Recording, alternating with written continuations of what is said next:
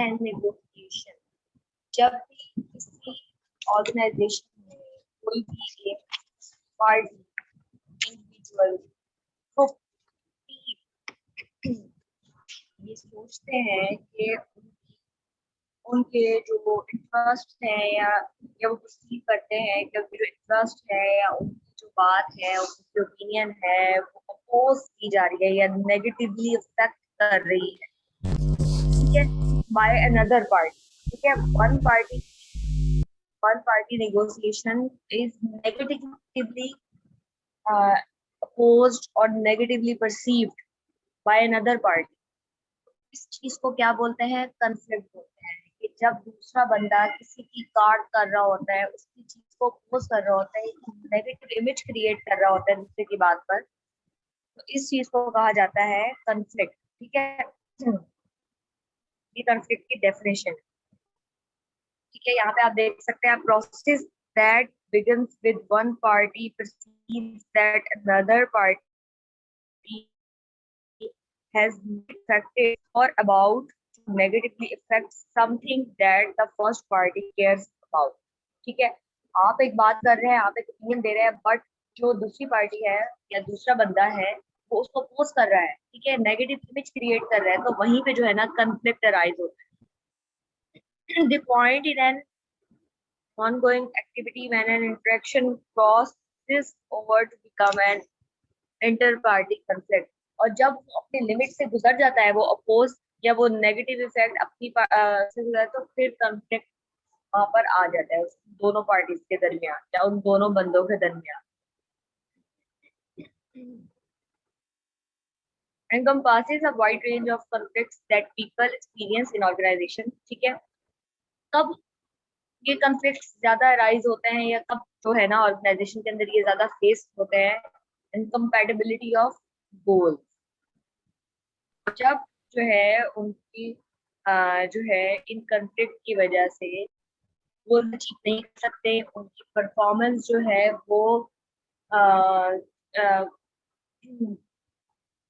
Better नहीं होती। ठीक है, उन कॉन्फ्लिक्ट की वजह से। ठीक है, तो यहाँ पर गोल्स अचीव नहीं हो रहे होते, जो उनको स्टैंडर्ड टाइम दिया गया होता है उसमें वो गोल्स अचीव नहीं होते। ये भी जो है ना कॉन्फ्लिक्ट की बेस पर जो है ना यहाँ पर एक ये क्या कह सकते हैं कि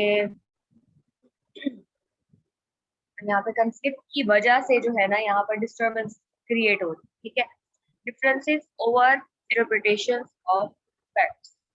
अब जो आपने ऑलरेडी एक्सपेक्ट किया था टीम से या इंडिविजुअल से या ग्रुप से कि ये लोग जो है इस लेवल पर आकर जो है ना परफॉर्मेंस देंगे या ये चीज अचीव करेंगे, ठीक है, जो आपके फैक्ट्स वो डिस्टर्ब हो, ठीक है, आफ्टर द रिजल्ट या आफ्टर आउटकम उनके अंदर डिफरेंस आ गया, तो भी जो है ना वन पार्टी दूसरी पार्टी को अपोज कर सकती है, उनके फैक्ट्स को अपोज कर सकती है। तो यहाँ पर भी जो है ना डिफरेंसेस आते हैं इंटरप्रिटेशन में, कि जो उन्होंने एक्सपेक्ट किया होता है और जो उन्होंने गेट किया होता है वहां पर कॉन्फ्लिक्ट आ रहा होता है। Disagreements based on behavioural expectation. अब क्या होता है कि हर जगह पे, हर ऑर्गेनाइजेशन में एक इंडिविजुअल का दूसरे इंडिविजुअल से या एक टीम का दूसरी टीम से, जो एक पार्टी का दूसरी पार्टी से बिहेवियर पॉजिटिव होना चाहिए। अगर उस बिहेवियर के अंदर जो है वो डाइवर्स हो रहे हैं अपने बिहेवियर से, अपने पॉजिटिव बिहेवियर से, अपने जेस्चर से कुछ ऐसा शो कर रहे हैं, अपने बिहेवियर से कुछ ऐसा शो कर रहे हैं जो दूसरी पार्टी जिस पे एग्री नहीं हो रही है या उनको जो है वो पॉजिटिव नहीं लग रहा है उनका बिहेवियर, तो वहां पर भी जो है ना कंफ्लिक्ट, उस सिचुएशन में भी कंफ्लिक्ट जो है ना वो अराइज हो सकते हैं कि जो बिहेवियर वो एक्सपेक्ट कर रहे थे और जो बिहेवियर वो शो कर रहे हैं तो उसके अंदर जो है ना मैच नहीं है। वो पॉजिटिव बिहेवियर शो कर रहे थे बट नेगेटिव बिहेवियर सामने आ रहा है, तो जाहिर सी बात है वो वजह बनती है conflict. Transition in conflict thought. ठीक है, ट्रेडिशनल व्यू ऑफ कंफ्लिक्ट।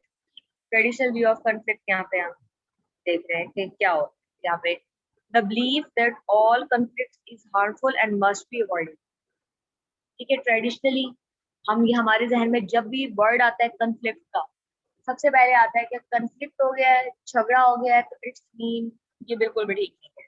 ठीक है, ये हार्मफुल है किसी भी बंदे के लिए, किसी भी ऑर्गेनाइजेशन के लिए, ऑर्गेनाइजेशन एनवायरनमेंट के लिए, ठीक है। Prevalent view in the 1990s to 19, ये इस टाइम से ये चला आ रहा है, ठीक है। इसमें कहा गया था मतलब 1930s और 1940s के अंदर ट्रेडिशनल व्यू कॉन्फ्लिक्ट के बारे में यही था कि कॉन्फ्लिक्ट इज हार्मफुल, ठीक है, और मस्ट बी अवॉइडेड।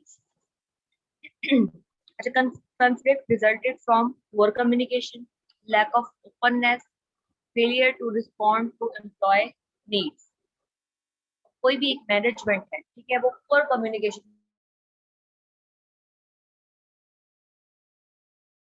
कर पा रही है और उनके अंदर जो है नेगेटिव इमेज क्रिएट हो गई है, इस वजह से कॉन्फ्लिक्ट राइज हो सकता है। या फिर बिटवीन द टीम्स और और इसके अलावा यह है कि इंडिविजुअल्स के दरमियान जो भी इस तरह की कम्युनिकेशन के वर्ड्स यूज हो जाते हैं पुअर कम्युनिकेशन के, इस तरह से दो मीनिंग्स हो सकते हैं कि टीम को लीडर पुअर कम्युनिकेट कर रहा है या फिर इंडिविजुअली जो है ना टीम मेंबर्स एक दूसरे के साथ पुअर कम्युनिकेशन का यूज कर रहे हैं, जिसकी वजह से जो है वो कॉन्फ्लिक्ट राइज हो सकते हैं। फिर लैक ऑफ ओपननेस, बहुत सारी ऑर्गेनाइजेशंस के अंदर जो है वो डेमोग्राफिक कॉन्फ्लिक्ट टाइप कुछ चीजें इंक्रीज हो जाती है, ठीक है।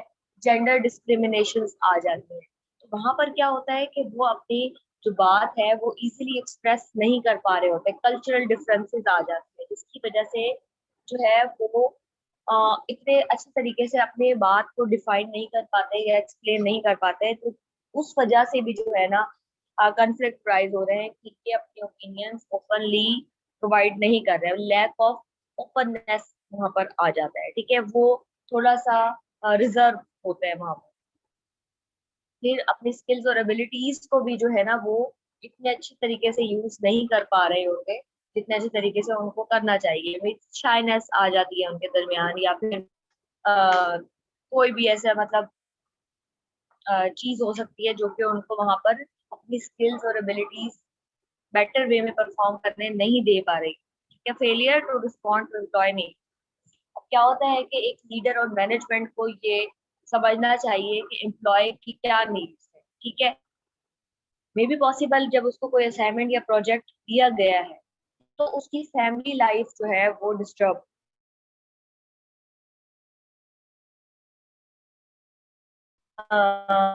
जो बिहेवियर और एटीट्यूड है वो ना रख रहा हो, ठीक है।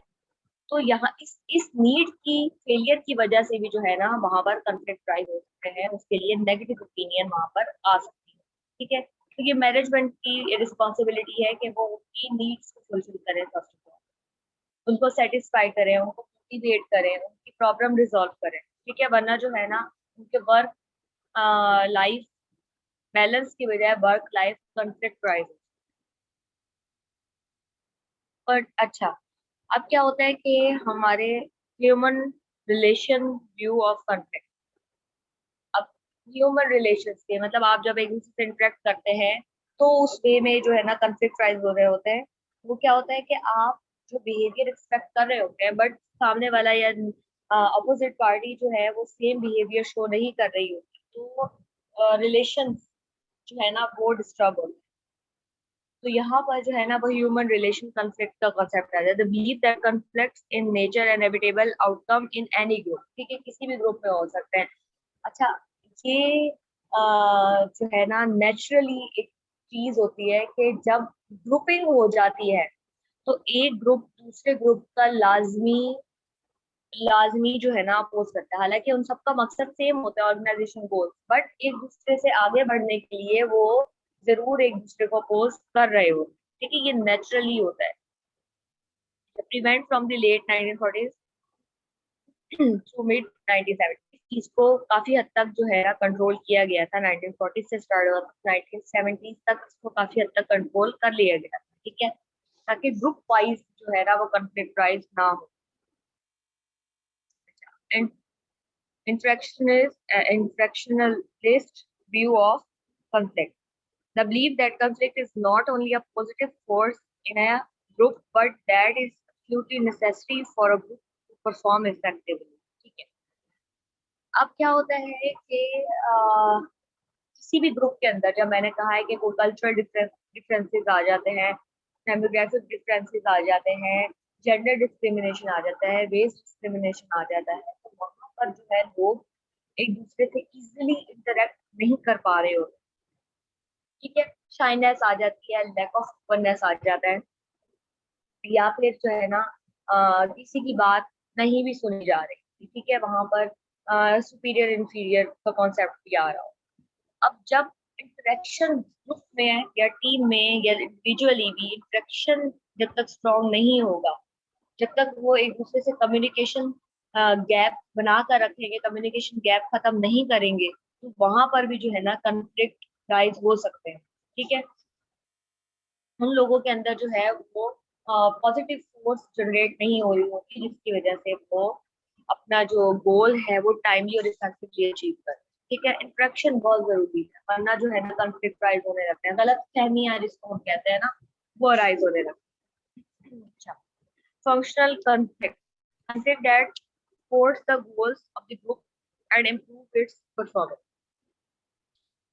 ये वो कॉन्फ्लिक्ट होते हैं जो कि ग्रुप्स के जो है ना, जैसा फंक्शनल फंक्शनल वे में, मतलब कि हर कोई गोल अचीव करने के लिए जो है ना एक दूसरे से आगे बढ़ना चाहता है। इससे फायदा तो ऑर्गेनाइजेशन, मतलब उनके आपस में रिलेशन तो खराब होते ही हैं, बट फायदा क्या होता है कि एक दूसरे से आगे बढ़ने के लिए जो है ऑर्गेनाइजेशन के गोल्स जल्दी अचीव हो जाते हैं। कि वो पहला ग्रुप जो है वो कहता है कि मैं जो हूँ ना उससे पहले, उस ग्रुप से पहले परफॉर्म कर लूंगा जल्दी, अपने जो गोल्स है ना वो अचीव कर लूंगा। ठीक है, अब इस तरह के कॉन्फ्लिक्ट्स जो होते हैं वो गोल्स और परफॉर्मेंस को तो सपोर्ट करते हैं, बट इंटरपर्सनल रिलेशनशिप्स को जो है ना वो सपोर्ट नहीं कर रहे हो। ठीक है, एक तरह से ऑर्गेनाइजेशन के लिए वो अगर फायदेमंद है, तो दूसरी तरफ से उनके एनवायरनमेंट के लिए जो है ना वो फायदेमंद नहीं होते। डिसफंक्शन का conflict that hinders group perform. अब इसमें क्या होता है कि यहाँ पर जो कॉन्फ्लिक्ट होते हैं वो ग्रुप की परफॉर्मेंस पे भी डिपेंड करते हैं। ठीक है, अब क्या होता है कि यहाँ पर सिर्फ फंक्शन को ही नहीं देखा जाता, सिर्फ गोल्स को ही नहीं देखा जा रहा होता है, रिलेशंस को भी देखा जा रहा होता है, जिसकी वजह से जब ग्रुप के अंदर रिलेशन या इंटरेक्शन पॉजिटिव वे में नहीं चल रहा होता, ठीक है, तो ऑब्वियसली वो उसकी परफॉर्मेंस को जो है ना वो डिस्टर्ब, कहीं पे तो है वो एक दूसरे ग्रुप से तो वो जीत जाते हैं, बट इंटरनली जो ग्रुप के अंदर परफॉर्मेंस डिस्टर्ब हो रही होती है, तो वो इस कंफ्लिक्ट की वजह से। ठीक है, types of interactionist conflict, different types के। ठीक है, जहाँ पे हम लोग पढ़ रहे हैं task conflict, relationship conflict, process conflict, ये तीन चीजें हम इसमें पढ़ रहे हैं। टास्क कंफ्लिक्ट अपने वर्क और गोल्स को लेके जो कंफ्लिक्ट होता है। ठीक है, रिलेशनशिप आपस में अंडरस्टैंडिंग ना हो, कम्युनिकेशन गैप हो, तो ये चीज होती है। ठीक है, प्रोसेस कंफ्लिक्ट के प्रोसेस के फंक्शंस के अंदर ही जो है ना आप वर्क को अच्छी तरीके से समझ नहीं पा रहे हैं। ठीक है, कि कैसे जो है ना आपने अपना वर्क परफॉर्म करना है, टीम लीडर के मैनेजमेंट जो है आपको ट्रेन नहीं कर पा रही है, वो भी जो है ना आपके माइंड के अंदर एक कंफ्लिक्ट अराइज हो जाता है। ठीक है, अच्छा, टास्क कंफ्लिक्ट, सबसे पहले conflict over content and goals of the work. ठीक है, वही बात कि वर्क से रिलेटेड या आपको कंटेंट समझ नहीं आ रहा है, टास्क समझ नहीं आ रहा कि आपने एक्चुअली परफॉर्म क्या करना है, तो आपके माइंड में या इंडिविजुअली जो है ना एक ये कंफ्लिक्ट राइज हो रहा होता है। Low to moderate level of this type are functional. ठीक है, ये फंक्शनल कॉन्फ्लिक्ट्स जो होते हैं ना, ये टास्क कॉन्फ्लिक्ट्स से रिलेट करते हैं। ठीक है, रिलेशनशिप कॉन्फ्लिक्ट, रिलेशनशिप कॉन्फ्लिक्ट अभी हमने बताया था कि इंटरेक्शन नहीं होती, कम्युनिकेशन लेवल नहीं होता, इंटरपर्सनल रिलेशनशिप्स नहीं बन रहे होते, तो उसकी बेस पे जो है जो कॉन्फ्लिक्ट राइज हो रहे होते हैं वो जो है हमारे रिलेशनशिप्स कॉन्फ्लिक्ट भी कराते हैं। इसके अंदर डिसफंक्शनल कॉन्फ्लिक्ट्स भी आ रहे होते हैं, जो भी हमने पीछे पढ़ा। ठीक है, अच्छा, प्रोसेस कॉन्फ्लिक्ट, जिसके डिसफंक्शनल कॉन्फ्लिक्ट्स कौन से होते हैं, जब रिलेशनशिप कॉन्फ्लिक्ट राइज हो रहे होते हैं, तो डिसफंक्शनल कॉन्फ्लिक्ट मोस्टली उनको कहा जाता है जिसकी वजह से हमारी परफॉर्मेंस जो है वो डाउन हो रही है। ठीक है, अच्छा, प्रोसेस कॉन्फ्लिक्ट के मीन्स के फंक्शनल कॉन्फ्लिक्ट्स होते हैं ज्यादातर ये, जिस तरह के हाउ वर्क गेट डन, कि आप को श्योर नहीं हो रहा होता कि आपकी जो है वो स्ट्रक्चर ऑफ जॉब क्या है। नेचर ऑफ जॉब अंडरस्टैंड कर लेते हैं, but structure of job, job description को आप जो है ना बेटर वे में परफॉर्म नहीं कर पाते कि किस तरीके से जो है ना, तो आपका वहां पर कंफ्लिक्ट राइज होता है। कोई बंदा बहुत अच्छे तरीके से अंडरस्टैंड कर लेता है, बट बहुत सारे लोग होते हैं उनको कॉन्सेप्चुअली जो है ना अंडरस्टैंड नहीं हो रही होती है actually what job are they performing in the organisation. ठीक है। तो यहाँ पर जो है ये functional conflict, mostly functional sorry जो है ना प्रोसेस कंफ्लिक्ट जो है ना वो राइज हो रहा है।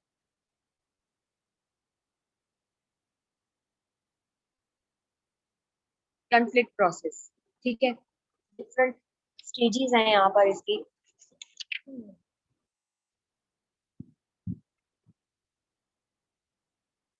कम्युनिकेशन स्ट्रक्चर, अच्छा सबसे पहले जो स्टेज है वो है पोटेंशियल अपोजिशन और इनकम्पैटिबिलिटी।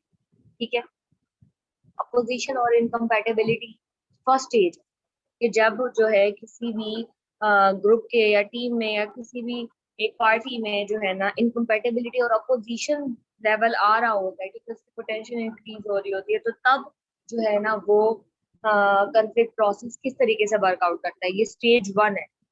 यहाँ पर क्या होता है, कम्युनिकेशन सबसे पहले आ जाती है कि semantic differences, misunderstanding and noise, कि आप एक दूसरे को जो है बैड वर्ड्स यूज करते हैं, आप एक दूसरे की जो फीलिंग्स और थॉट्स और नीड्स है ना उसको अंडरस्टैंड नहीं कर पाते हैं।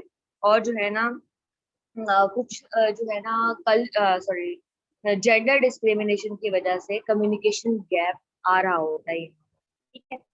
कुछ शाइनेस आ रही होती है, सेमेंटिक डिफरेंसेस आ रहे होते हैं, डिफिकल्टीज आ रही होती है कि आप एक दूसरे से जब तक इफेक्टिवली कम्युनिकेट नहीं कर पाएंगे तो इफेक्टिवली परफॉर्म भी नहीं कर पाएंगे। अंडरस्टैंडिंग नहीं होगी आपस में, एक दूसरे की नीड्स अंडरस्टैंड नहीं करेंगे, तब तक आप जो है वो बेटर वे में परफॉर्म नहीं कर पाते। ठीक है।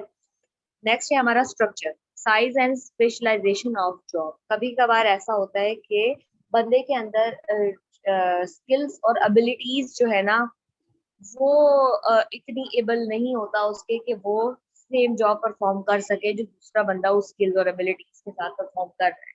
ऑब्वियसली ही इज एक्सपीरियंस, ठीक है, और न्यू को आप करते हैं तो वो इतनी उसकी स्किल्स और एबिलिटीज पॉलिश नहीं होती। कभी कभार ओल्ड एम्प्लॉयज से भी ज्यादा जो है ना वो वर्क कर रहे होते हैं, लेकिन कभी कभार जो है ना जॉब ड्यूटीज इतनी ज्यादा होती है कि वो उस तरह के तरीके से परफॉर्म नहीं कर पाते। ठीक है, उनकी जॉब ड्यूटीज जो है ना वो बहुत हाई हो जाती है। जुरिस्डिक्शनल क्लैरिटी एंड एम्बिग्यूटी, वही बात कि आप जो है वहाँ पर क्लियरली अपने टास्क को नहीं समझ पा रहे होते। मेंबर गोल्स इनकम्पैटिबिलिटी, या मेंबर्स है ना एक्चुअली अंडरस्टैंड नहीं कर पा रहे होते कि उनके गोल्स क्या है, या वो जहां तक अचीव करते हैं होते हैं वो समझते हैं कि हमने बेटर आउटकम दिया है, बट वो स्टैंडर्ड्स को मीट नहीं कर रहा होता है। ठीक है, तो यहाँ पे भी कंफ्लिक्ट राइज हो जाता है। लीडरशिप स्टाइल, अच्छा अब क्या होता है कि लीडरशिप स्टाइल जो है ना आपको अच्छा चूज करना है। यहाँ पर क्या होता है कि जब क्लोज पार्टिसिपेटिव पार्टिसिपेटिव जब होगा लीडरशिप स्टाइल आप चूज करेंगे तो ऑब्वियसली आप उस कंफ्लिक्ट को राइज कर लेंगे। ठीक है। पार्टिसिपेटिव और क्लोज क्या होता है कि आप जो है ना वो डिसीजन मेकिंग के अंदर जो है अपने ही ग्रुप मेंबर्स को ऐड कर रहे होते हैं इस लीडरशिप स्टाइल। ठीक है। जब उनको ऐड कर रहे होते हैं इट्स मीन कि आप उनके ओपिनियंस को मैटर करते हैं। तो यहाँ पर भी जो है वो कंफ्लिक्ट बेटर हो रहा होता है, या कभी कभार जो है वो कंफ्लिक्ट राइज भी हो जाता है इस वजह से कि एक बंदे की बात को ज्यादा रेटिंग दी जा रही होती है, दूसरे बंदे की बात को इतनी रेटिंग नहीं दी जाती है। रिवॉर्ड सिस्टम, अच्छा अब रिवॉर्ड सिस्टम भी जो है ना वो कंफ्लिक्ट कर सकता है कि एक बंदा दूसरे बंदे से आगे बढ़ने के लिए रिवॉर्ड्स, विन लूज सिचुएशन यहाँ पर आ जाती है। ठीक है, कि या तो विन होगा या लूज होगा। ऑब्वियसली जब दो ग्रुप्स के अंदर होता है तो एक विन करेगा और दूसरा लाजमी तौर पर लूज करेगा। तो यहाँ पर भी जो है ना रिवॉर्ड सिस्टम की वजह से कभी कभार conflict structurally conflict rise, dependence independence interdependence of groups. अच्छा कभी कभार किसी ग्रुप के अंदर जो है वो इतनी हद तक एबिलिटीज और स्किल्स नहीं होती तो वो क्या होता है कि या तो वो ग्रुप वाइज एक दूसरे से डिपेंडेंट होते हैं, या फिर किसी और ग्रुप से या किसी और मैनेजमेंट से जो है ना वो इंटरडिपेंडेंट के। तो वहां पर भी जो है ना मतलब कि रिपोर्टिंग की बेस पर या फिर किसी परफॉर्मेंस या फिर अपनी जो उन्होंने रिपोर्टिंग करनी है वो किसी और को शो करानी है अपने लीडर के अलावा भी। तो यहाँ पर भी जो है ना कंफ्लिक्ट राइज हो रहे हो। मे बी पॉसिबल कि वो उनको एट अ टाइम टाइम ना दे पा रहे हो या उनको बेटर वे में कम्युनिकेट ना कर पा रहे हो, और वर्क बर्डन हो यहाँ पर, ठीक है। ये सारी चीजें इसके अंदर आती है। Personal variables, differing individual value system और पर्सनैलिटी टाइप्स। अब यहाँ पर क्या आता है कि हमारी वर्ड्स आ जाते हैं, हमारा बिहेवियर आ जाता है यहाँ पर, ठीक है, कि इंडिविजुअली आप कैसा रिएक्ट कर रहे हैं एक जगह पर। तो यहाँ पे पर्सनल वेरिएबल्स आ जाते हैं, जो पर्सनल वेरिएबल्स के पर्सनल थिंग्स जो आपकी जो है ना मॉडरेट कर रही होती है किसी दूसरे बंदे के बिहेवियर, पॉजिटिव वे में, नेगेटिव वे में, ठीक है। अब वो उसको पॉजिटिवली ले रहे हैं या नेगेटिवली ले रहे हैं, नेगेटिवली ले रहे हैं तो ऑब्वियसली वो कॉन्फ्लिक्ट का बाइस बनेगी, और अगर पॉजिटिवली ले रहे हैं तो वो मोटिवेशन का बाइस बनेगी, ठीक है। कॉग्निशन और पर्सनलाइजेशन, कॉग्निशन एंड पर्सनलाइजेशन क्या है यहाँ पर? Important stage for two reason.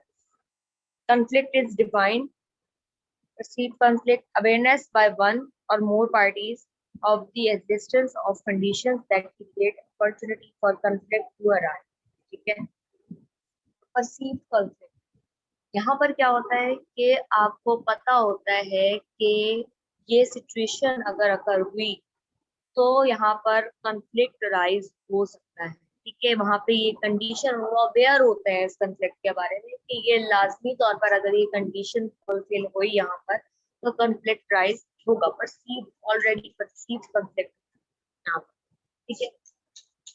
Emotions are expressed that have a strong impact on the eventual outcome, ठीक है। Felt conflict emotions involvement in a conflict creating anxiety, tenseness, frustration, hostility, ये सारी जो है ना वहां पर ड्यू टू कॉन्फ्लिक्ट राइज होती है। अच्छा, अब परसीव्ड कॉन्फ्लिक्ट की एग्जांपल मैं देती हूँ आपको कि कहाँ पर जो है ना ये जब भी कोई ग्रुप वाइज रिवॉर्ड, ठीक है, कोई बोनस इंसेंटिव किया जाता है कि जो बेटर करेगा तो उसको ये रिवॉर्ड दिया जाएगा। तो यहाँ पर जो है ना सबसे पहले तो उनके अंदर एक वर्क बर्डन, एंजाइटी, ठीक है, ये सारी चीजें जो है ना फ्रस्ट्रेशन इन्वॉल्व हो रही होती है कि हमने उनसे बेटर परफॉर्म करना है, हमने जो है ना टाइमली परफॉर्म करना है, ठीक है।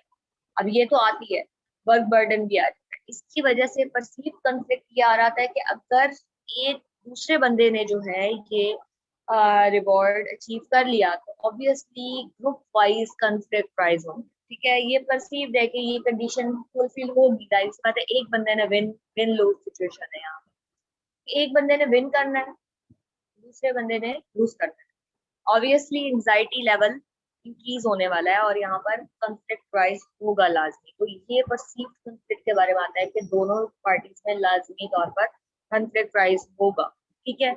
इमोशनली बेस पर हो या फिर वो जो है ना वो विल लूज सिचुएशन की बेस पर हो, ठीक है। कंफ्लिक्ट राइज होता है, परसीव्ड है, already perceived.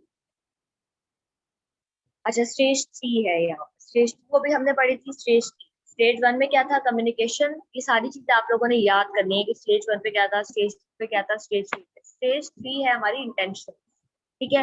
Intention, decisions to act in a given way, behaviour behaviour does not always accurate reflect intent, ठीक है।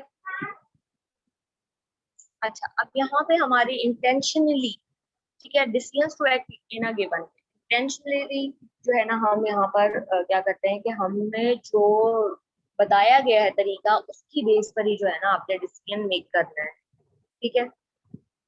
अच्छा, अब मैनेजमेंट लेवल जो है वो ये एक्सपेक्ट कर रहे होते हैं लीडर से कि ये डिसीजन मेक होगा, या फिर इंडिविजुअली जो है ना वो ये सोच रहे होते हैं कि ये डिसीजन लिया जाएगा। बट क्या होता है कि कभी कभार वही वे में डिसीजन नहीं लिया जा रहा होता, जब उनके सामने डिसीजन या आउटकम आता है तो वो टोटली डिफरेंट होता है। तो यहाँ पर जो है ना वो कॉन्फ्लिक्ट राइज होता है कि जो हम सोच रहे थे आउटकम ये रिसीव करेंगे हम, बट यहाँ पर वो रिजल्ट शो नहीं हो रहा, ठीक है, वो बिहेवियर शो नहीं हुआ, रिफ्लेक्ट कर गया उनका डिसीजन, उनका जो उन्होंने न्यू कुछ भी ट्रेंड या न्यू पॉलिसी कुछ भी अनाउंस की है, तो वो थोड़ी डिफरेंट हो गई है जो लोग एक्सपेक्ट कर रहे होते हैं। एक्सपेक्टेशन से जो है ना इंटेंशनली कोई डिफरेंट डिसीजन ले लेता है। तो यहाँ पर भी जो है ना ये स्टेज 3 आ जाती है कॉन्फ्लिक्ट की। अच्छा, dimension of conflict handling intention, cooperativeness और असर्टिवनेस, ये दो चीजें आती है। Dimension conflict handling intention, intentionally कैसे कॉन्फ्लिक्ट को हैंडल किया जाता है, ये ऑपरेटिवनेस के कोऑपरेट करे, ठीक है, सेटिस्फाई करे अदर पार्टी को, ठीक है। असर्टिवनेस के यहाँ पर सेटिस्फाई वंस ओन कंसर्न, अपने कंसर्न को जो है ना यहाँ पर सेटिस्फाई। कोऑपरेटिवनेस दूसरे के कंसर्न को, अदर पार्टी के कंसर्न को सेटिस्फाई करे, और असर्टिवनेस अपने कंसर्न को जो है ना यहाँ पर सेटिस्फाई करे, कि वहां पर डिसीजन मेकिंग गैप नहीं आना चाहिए, जो लोग एक्सपेक्ट कर रहे हैं एज इट इज जो है ना परफॉर्म होना चाहिए या डिसीजन आना चाहिए। स्टेज 4 है हमारा बिहेवियर, ठीक है। Conflict management, the use of resolution and stimulation techniques to achieve the desired level of conflict. Conflict management में क्या होता है कि आप जो है वो डिफरेंट ऐसी टेक्निक्स यूज कर रहे होते हैं जो कि, अच्छा, सबसे पहले तो बिहेवियर में कॉन्फ्लिक्ट राइज होता कब है, जब हमारा बिहेवियर डाइवर्ट हो रहा हो, पॉजिटिव वे से नेगेटिव वे में जा रहा हो, ठीक है। तो फिर इसको कैसे मैनेज किया जाता है, फिर इस तरह की टेक्निक्स यूज कर ली जाती है मैनेजमेंट लेवल पर, जो कि जो है उनके पॉजिटिव, उनके जो एटीट्यूड या बिहेवियर वो पहले शो कर चुके हैं उसको पॉजिटिवली चेंज कर सके, ठीक है। अब वो होता ये है कि वो ऐसा रिएक्ट करे या ऐसा बिहेवियर रखे अपना, जो उनकी टीम है या जो उनके एम्प्लॉयज हैं वो उनकी डिमांड के मुताबिक, ठीक है, उनके माइंड जो है ना वो एक्सेप्ट कर सके, ठीक है। तो यहाँ पर जो है ना डिजायर्ड लेवल के ऊपर जो है ना बिहेवियर अपना हो ताकि कंफ्लिक्ट को मैनेज किया जा सके। कंफ्लिक्ट रेजोल्यूशन टेक्निक्स यहाँ पर कुछ है, ठीक है। कौन कौन सी? Problem solving, superordinate goals, expansion of resources, avoidance, smoothing, compromise, authoritative command, altering the human variable, altering the structure, communication, ठीक है। ये सारी बातें अभी वही सब कुछ हैं जो हम पहले पढ़ चुके हैं डिफरेंट स्टेजेस में, कि कंफ्लिक्ट को किस तरीके से रिजॉल्व किया जा सकता है डिफरेंट टेक्निक्स को यूज करते हुए, ठीक है।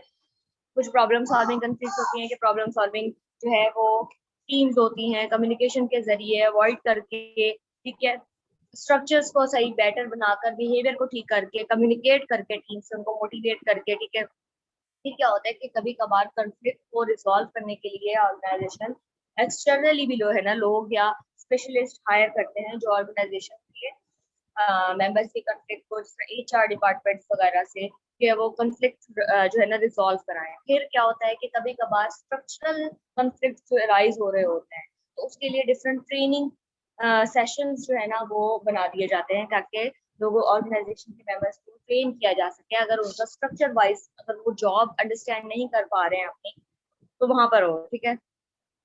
फिर अपॉइंटिंग आर डेविल्स एडवोकेट, कि वहां पर जो है एक ऐसा बंदा हायर कर लिया जाता है जो बोथ पार्टीज की बात को सुनेगा और जो है उसको अंडरस्टैंड कर कर उनके कंफ्लिक्ट को समझकर उनके कंफ्लिक्ट सॉल्व आउट करने में मदद करे।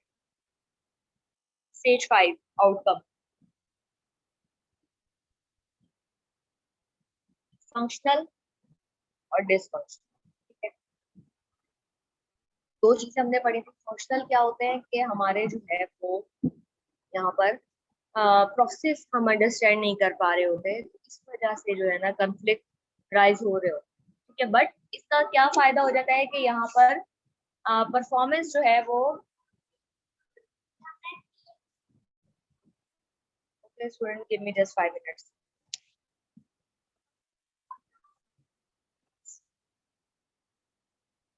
ठीक है, फंक्शनल जो थे हम लोग प्रोसेस को जो है ना बेटर वे में अंडरस्टैंड नहीं कर पा रहे होते, सॉरी यस, प्रोसेस तो जो हमारा स्ट्रक्चर है उसको बेटर वे में पर, बट इसका फायदा क्या होता है कि ऑर्गेनाइजेशन के गोल्स जो है ना वो अचीव हो रहे होते हैं, परफॉर्मेंस अचीव हो रही होती है, ठीक है।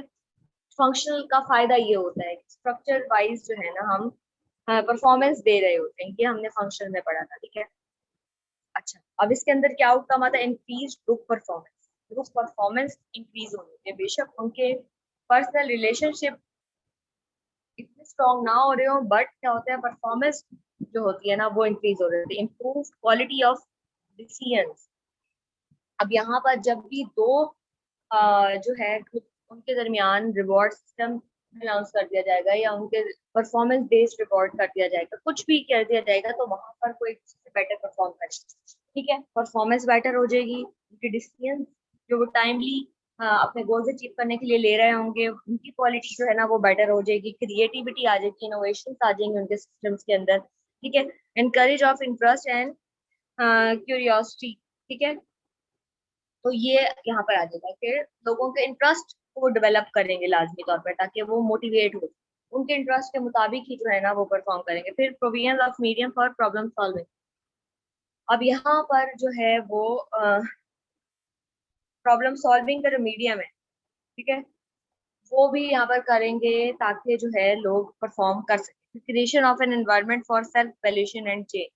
अब ऐसा एनवायरनमेंट क्रिएट करेंगे जहाँ पर जो है लोग सेल्फ वैल्यूएशन कर सके कि क्या हम एबल हैं ये वर्क परफॉर्म करने के, ये चेंज अडॉप्ट करने के। तो यहाँ पर ऐसा एनवायरनमेंट को क्रिएट कर देंगे ताकि वो लोग जो है इनोवेशंस को जल्द से जल्द अडॉप्ट कर कर और अपने बेटर वे में परफॉर्म कर सकते हैं। फंक्शनल डिसफंक्शन के अंदर क्या आता है, development of discontent, reduce group effectiveness से, मतलब एक चीज फंक्शनल वे में अगर हम परफॉर्म कर रहे हैं तो बेटरमेंट आती है परफॉर्मेंस में भी, गोल्स में भी, decision making.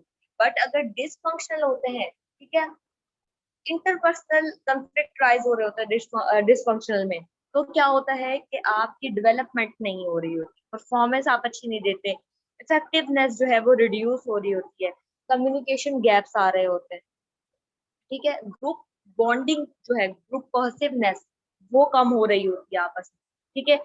In fighting among group members overcomes group गोल, ठीक है। अब अमंग दी ग्रुप्स और इन दी ग्रुप्स अगर कंफ्लिक्ट राइज हो रहे हैं, नेगोशिएशंस नहीं हो रही, कम्युनिकेशन गैप्स आ रहे हैं, ग्रुप बॉन्डिंग जो है वो स्ट्रॉन्ग नहीं हो रही, तो यहाँ पर